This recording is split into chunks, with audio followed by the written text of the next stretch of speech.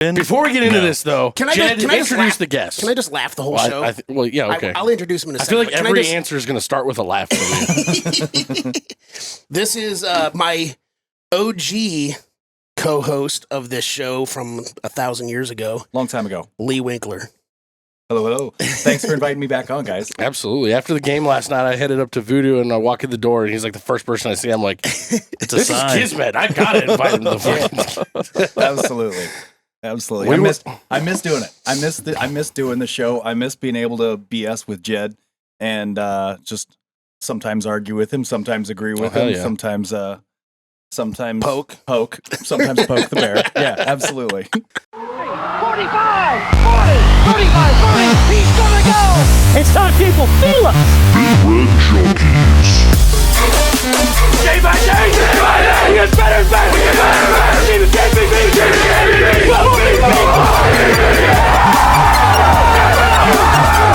If we die, we die! Man, put a child in that, put him in the aisle. Bring that trophy back to Lincoln! We got to fucking win.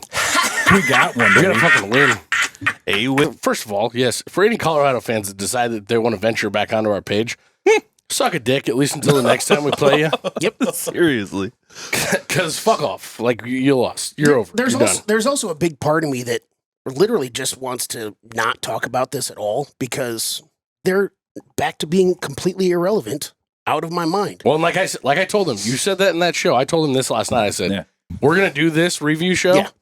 We're going to do this recap. And we're not talking about Colorado the rest of the season. I said, I don't care if it comes up on accident. I'll edit that shit out. You don't exist anymore on our page after this season. And by the way, over the last couple of weeks when all the shit show has been going on with Colorado fans, not just with us, but everybody else, I guess I wanted to start this also with one question.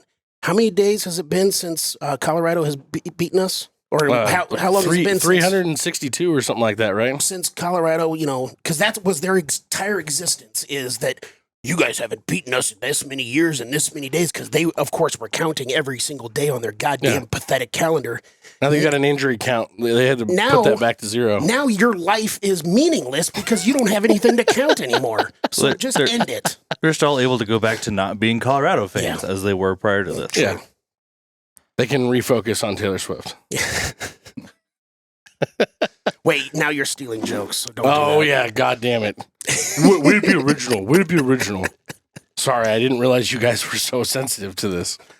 But anyway, like, first things first, we stomped their fucking ass. Like, plain and simple, the score was not even close to what it actually was.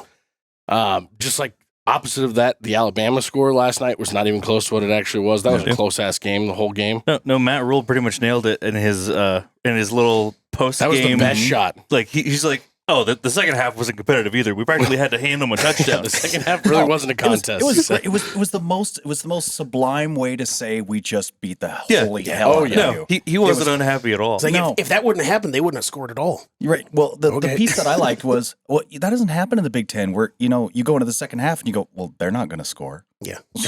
What? Oh my God. Yeah. I did love too DeeYawn praising his defense's second half effort. I was like, second half, are you talking about, like, are you lumping the refs in with this, A? And B, what the fuck are you saying? Because we weren't even attempting to score after the first 2 drives in the second half. God, and I feel so bad for every team in the Big 12 that has to deal with their referees because they were fucking awful last night. So apparently that group of referees is semi-known, notorious for this, notorious for being not great, just fucking awful at their jobs. Yeah, and they're all still employed.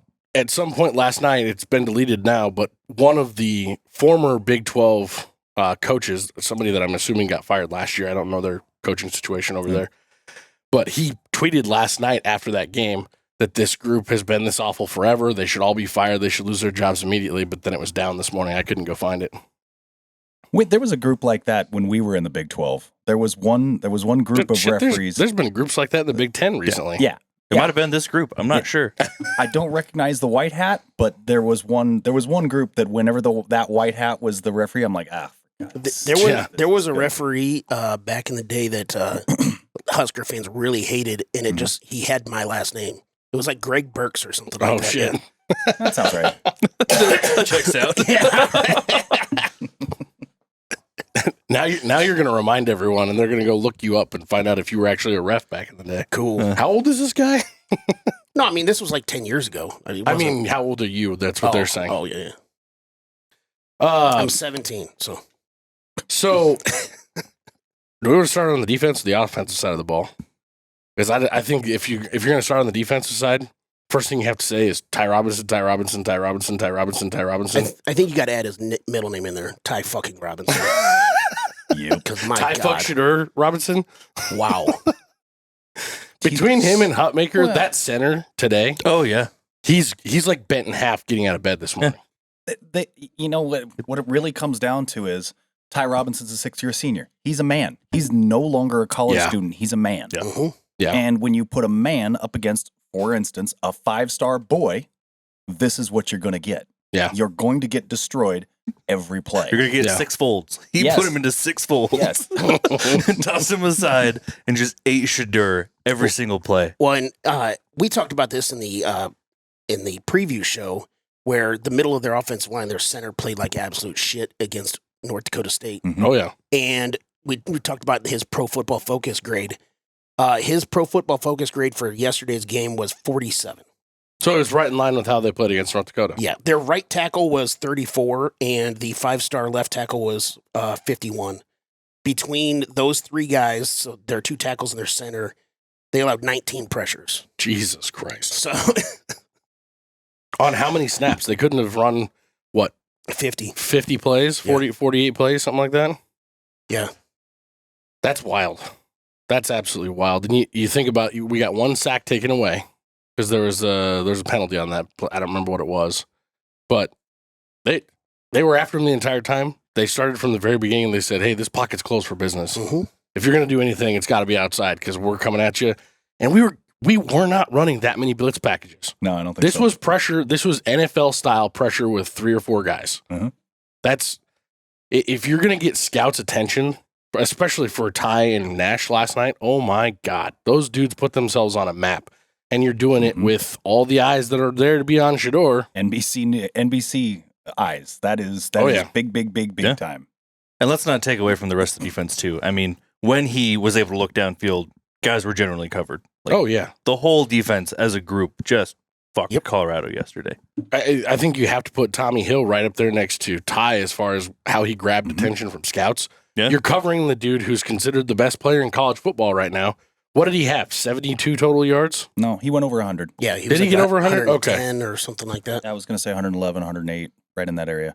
But, you know, obviously he wasn't impactful in the game at all. And he was wildly frustrated. Which is crazy. How Oh, yeah. do you say Travis Hunter wasn't impactful in the game? Yeah. That's not He was impactful for like 2 drives the entire game. Because Yeah. there was that one drive where he had like 3 or 4 catches and a shit ton of yards. That's where most of his yards came They from. drove the You're right, ball but- twice in the first half, and once we stopped him on 4th down, and the other time we blocked a field goal. Like, Yeah, they went 0 for 2 on 4th down for -5 yards. Yeah.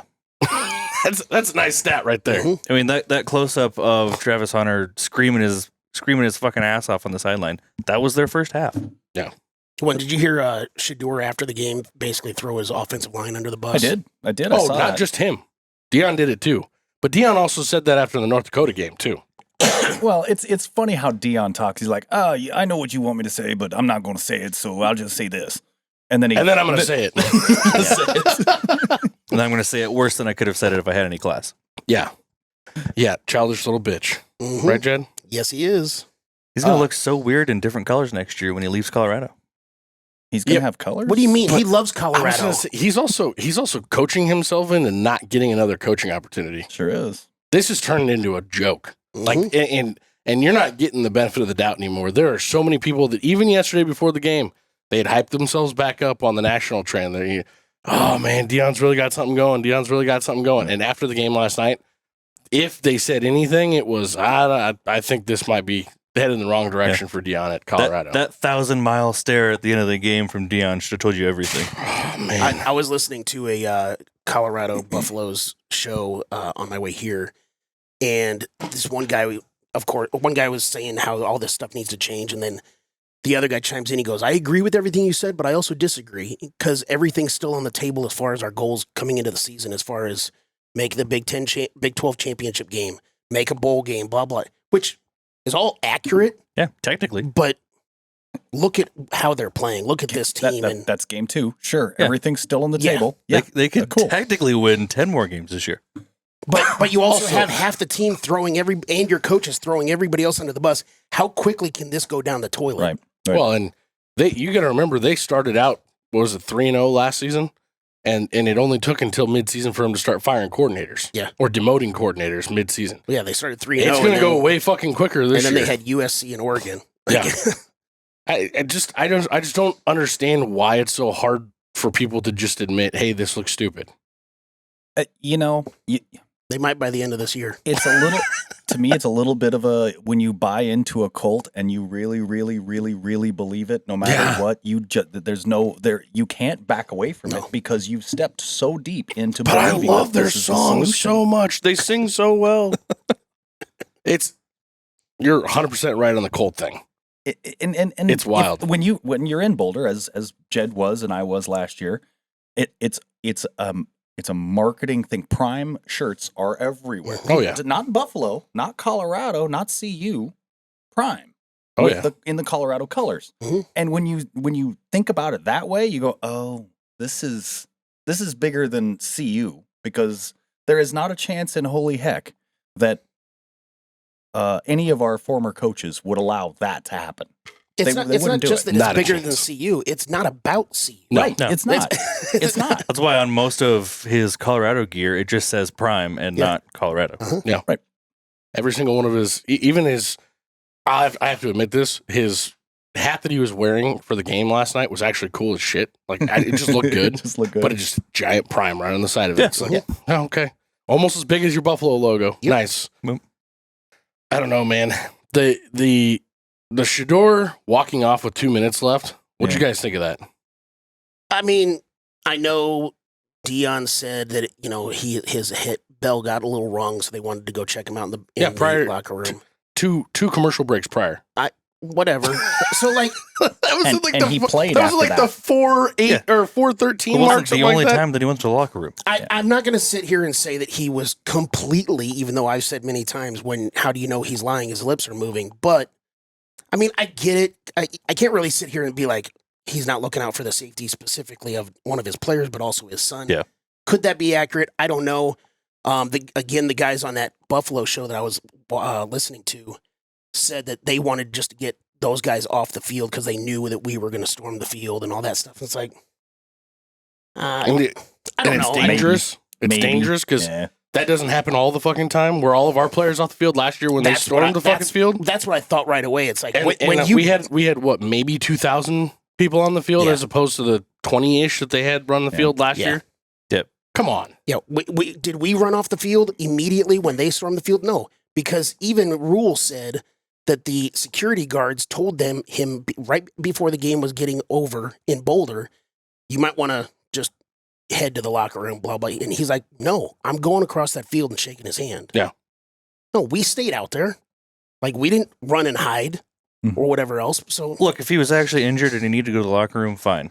But it's not a good fucking look. no, it's not. I It think looked like LeBron. It looked like LeBron when he was getting blown out in the finals. I think it was against Golden State. Or, this is our era, when the Pistons walked off the court Yeah. against the Bulls. Yeah. Way back in the late 80s or early 90s. Same kind of concept. I'm not a huge fan of it, but did you watch his post game presser? Yeah. He was lucid and everything. That was the everything best part fine. is they asked DeeYawn. He's Yeah. like, is Shador okay mentally, physically? Because he walked off early. And he was like, oh, yeah, he's fine. I just talked to him. Just talked to him. He's good. He's in good spirits and blah, blah. It's like, okay, then what the fuck did he leave early for? Right. So Shador was given his post game press conference. Well, he did say that they were checking on him, but again, I whether or know. not that's true, I don't know. So Shador was speaking fine. He had bright lights on him. So obviously the concussion didn't do a whole lot of damage. But what I did find interesting was just the way he delivered his almost resignation, which to me sounds like that's what he did at the 2-minute mark, was just resigned, and that was it. So I think I missed what you're talking about. his post-game interview, just the You're way talking he about talked. Shadur? Oh, Shadur's, yeah. He sounded as if he knows that they're going to suck for the rest of the year. Yeah, just straight resignation. It's when he started You know what? throwing his offensive line. I like to give him a complete pass now that I've thought about it. He was just seeing polar bears. Oh.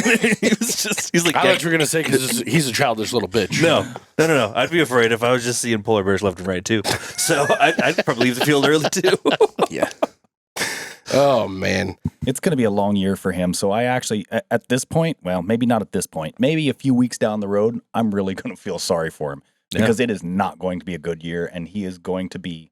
Especially as that draft stock plummets. Right. And it's going to be really interesting to see if DeeYawn keeps playing him. Because if it starts to look really ugly. Yeah, if he's just I don't out know there how you getting can. slapped every week. Like, Right. I don't know how you can. And sorry, but Nebraska just gave the blueprint to the entire Big 12. Hey, they're so hard to figure out. They're not going to run the fucking ball on anybody. Well, No, they're not. you're not entirely wrong, but they're also not going to see a defensive line like they saw yesterday. Just what I was I going to agree say. with you. Like, I not don't even know. close. Right. So- So this is probably a top 5 line. You still have to be able to execute it, and there's not going to be teams that can execute it like we do. Yeah. And I agree with you.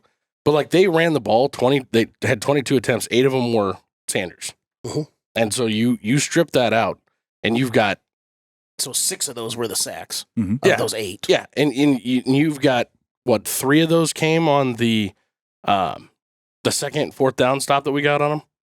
Because oddly enough, that was the only possession that they decided they were going to run the ball. Yeah. 3 out of their 4 times. I don't know. I don't see it. And even Shador doubled down on it when he was asked about it. And he's like, well, man, I want to go down swinging. I want to, why would we try running it when we know we can't run it? Right. You just said out loud, we can't run the ball. Yeah, he did. I heard it. Oh, and by the heard way, it. I was- don't want him to. Come on, man. Well, and then he also, well, how many times did Raiola get hit? Yeah. yeah. He did kind of sound like, oh, it's just not fair for you to compare the situation. Yeah.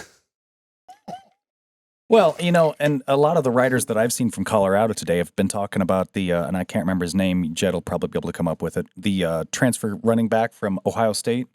Oh, it starts with an H. I'm brain farting on Hayden, his Dallin yeah. Hayden. Yeah. That everybody's like, okay, so he should be getting 20 carries a game. Yeah. Period.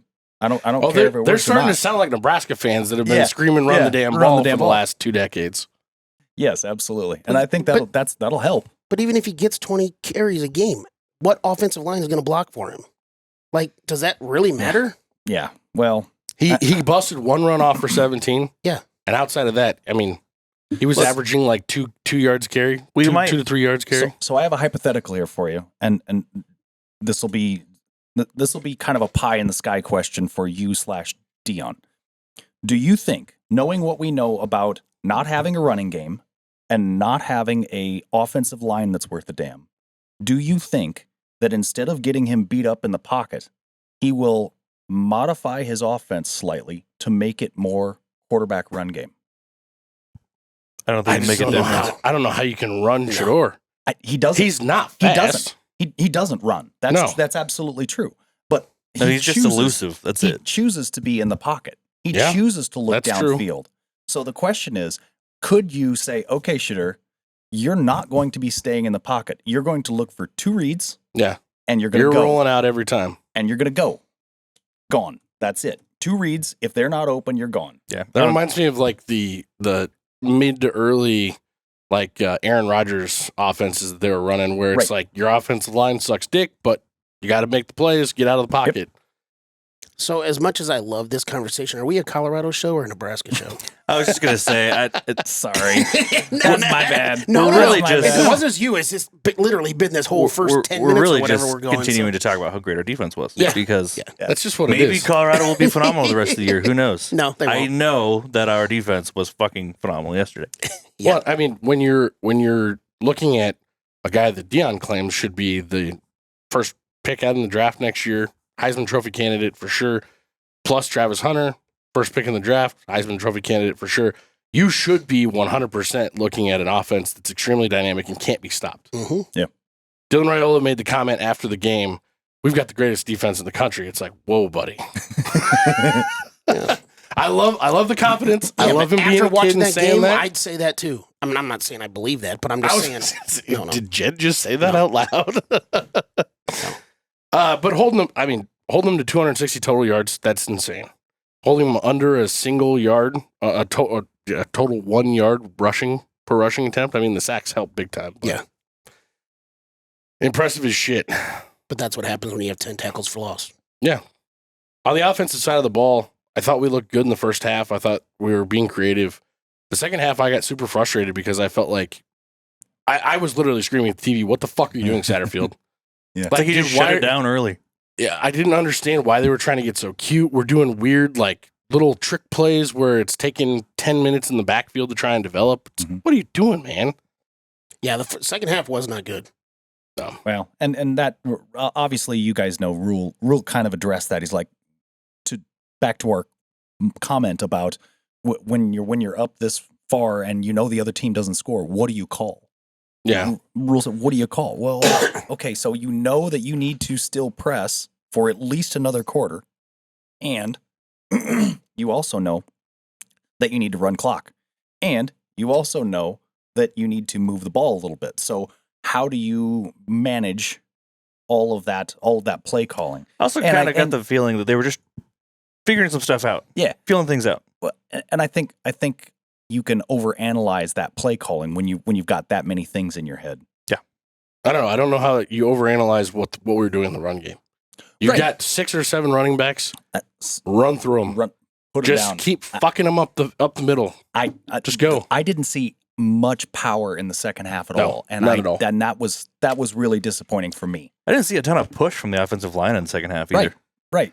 They just kind of like maybe Colorado made some great adjustments, but I don't think that's what happened. I think we got weird on our side of the ball. I agree. Yep. Anything else before we jump into the questions? What did that second half look like in the stadium, Jed? Looked great. Yeah. It was exciting. Cool. I do want to say it's only been 2 games, but I'm already loving the way that Dylan Raiola manages the game. Yeah. He Again, thinks second half didn't look great. He made some questionable decisions, but I also think that was the only time that I've seen him get this moment's a little bit too big for me. I'm showing my true freshman right now. I didn't even really feel that. I think he was more focused on not giving them momentum than creating any for us. Yeah. Although he almost did chances. on that touchdown. Yeah. He still made really good decisions. That's as the far whole as game. getting rid of the ball, throwing it away if necessary, even though we weren't Taking the sack. Yeah. Taking the sack. He did. It was actually funny. He did it right after Shador did it, and Shador had gotten praised for it.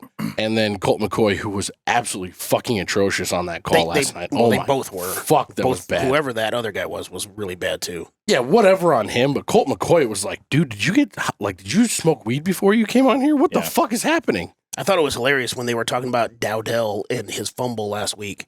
And they go, yeah, and he had a bunch of fumbling problems last year too. It's like he had 17 carries last year. And it wasn't here. And it wasn't here. It doesn't matter where he was. He barely played. Yeah. Like, I realize he kind of looks like Anthony Grant, but that's not the same kid. what are you talking about? You know what I mean? Yeah. Jed, let's jump into the questions, man. Question number 1, turnover margin for Nebraska. Will it be positive? It was positive. Fuck yeah. Plus 2 games in a row. Yes. BJ and the fans took yes. Yards per carry, 2.10. Way the fuck under at 0.7. And I went over on that, didn't I? Everybody took over except for myself. The fans couldn't decide. They were 50-50. So you guys lost. You trickster. Rushing yards by Nebraska, 174.5 by the running backs, that is. They had 116. Again, they didn't really, for whatever reason, try in the second half to run the ball, but everybody took the over. If it wasn't for the holding call on that Ramir Johnson touchdown, that would have been. Yep. Missed tackles by Nebraska, 9.5. Matt, you were the only one to take the over. They had 6. Who had more receiving yards? Who will have more receiving yards? Travis Hunter or Isaiah Nayor? The fans were the only ones that took Hunter. Hold on 1 second. I would like to point out the fact that on the broadcast last night, the missed tackles, Colt McCoy said 2 or 3 times, Oh, the biggest thing about Travis Hunter, man, this is what makes him such a large NFL. I'm talking too fast for Colt McCoy right now, but biggest thing that makes him such a great NFL prospect is the fact that the first guy never tackles him. It's like he said that and jinxed him because it didn't matter. The rest of the game, the moment he caught the ball, he was fucked. It was hilarious. Yep. But that speaks to the missed tackles because there were a couple at the beginning and they were on Travis Hunter. There were a couple of moves that he made that was just like, dude. That's just not seems fair. like every time Colt McCoy did make a point, immediately the other thing would Yeah, happen. it was just wrong as fuck. That's what it is. Hold on, let me take his shit on top of your head. Yeah. Shador Sanders passing yards, I had it at 350. He had 244. Oh, that was one of the most impressive things Yes, to it me. was. I was the only one to take the over on that one. Completion percentage by Dylan Raiola, 69.5. Matt, you said over expect 75%. He was 76.6. So good Nice. call. And in the first half, I think he was 15 for 17.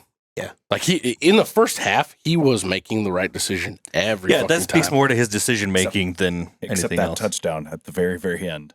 That was, The Ramir touchdown? Yeah. That Should was have been an crazy. interception. That should have. First of all, no reason to Should throw have been an that. interception. No reason to try and throw that. But the play that Ramir made, I went back and I put that in slow motion. Bought it. He literally bopped it up out of the, he goes, no, the guy had the ball and I tipped it up and I just kept my focus. I He was did, like, but fuck if, yeah. if you watch it, he actually he yanks on him really hard at one point, and then the ball comes out, and that's when he tips it up. It was impressive shit. There was some really good ball fighting. The guy caught the interception, and Ramir just stole it. Yeah. But this is like, I'm not trying to be that person that's like overreact after 2 games, but great teams make great plays. Mm-hmm. This is not something we've seen at Nebraska No. in such a long It's fucking been a time. while. How many times does that ball bounce our way in the last handful of years? That was one of the Not only even a points Colt handful of McCoy times. made No. last night that made sense. No. And it almost sounded like he was alluding to a Texas game. He probably was. Tackles for loss by Nebraska, 8.5. They had 10. Everybody took the over on that one. And the last one was false starts or delay of game penalties by Colorado's offense. I had it at 3.5. They only had 1. And everybody took the over on that one. So Wow. That was a little shocking, honestly. That's pretty good by them I mean, they only had Maybe they also didn't try to do any hard cut or anything Right. because because they couldn't. that stadium was insane last night. out of their 9 penalties, they only had 2 offensive penalties. Yeah. That's So- insane. Yeah, because they just straight up wouldn't call holding. Well, there's that too. It didn't seem to matter. As far as our records of the questions today, BJ, you went 4 and 5. Matt and I went 3 and 6. But the fans are dominating right now because they went 6 and 3, and they had Look 6 at wins them. last week too. So, Damn. Atta boys yeah. and girls. Well, fans are smarter than us. We've never claimed to be professionals. No, even we are though- professionals. Even though We're Sports professionals. Illustrated seems to think so. We're professionals, and everything we say is truth.